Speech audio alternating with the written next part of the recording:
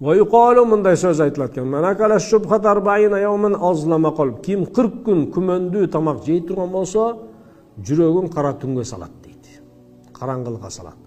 Ва хуа бул Куранда айтылган сыяктуу мындай аят келет болчу. Калла бал рона ала кулубихим ма кану яксибун.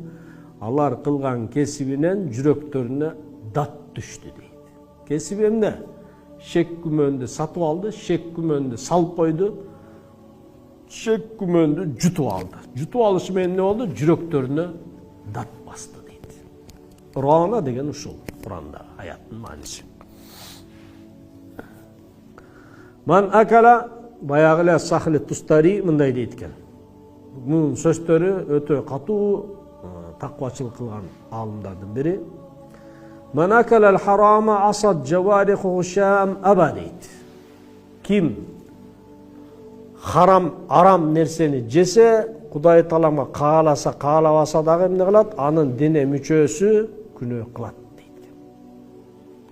Ошонун эле тескереси, алима аулак ал билип билбей да жеп алса деле дейт. Арамды билип жедиңби, билбей жедиңби, сенин дене мүчөң баары бир эмне кылат? Күнөө кылат дейт. Ошон эле тескериси, "Ман кана туамату халалан", кимдин тамагы адал болсо, атуатху жавариху ва уффиқат лил хайрат, каалабай ал эмне кылат? Жакшы иштерге Кудайым тауфик берип, жакшы сооптуу иштер кылып, Аллахка итаат моюн сунат дейт экен.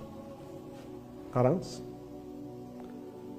Адамдар эмнеге бизде намазга келе албай атышат? Намаз окуйун дейт, окуй албайт. Окуп жүрүп таштап коет. 5 малга жете албайт.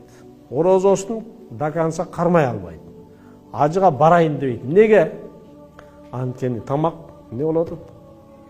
Кредиттен, сүткорлуктан, проценттен алдап алган, шашып салып койгон, кынтырып алган, уурдап алган, жеп алган.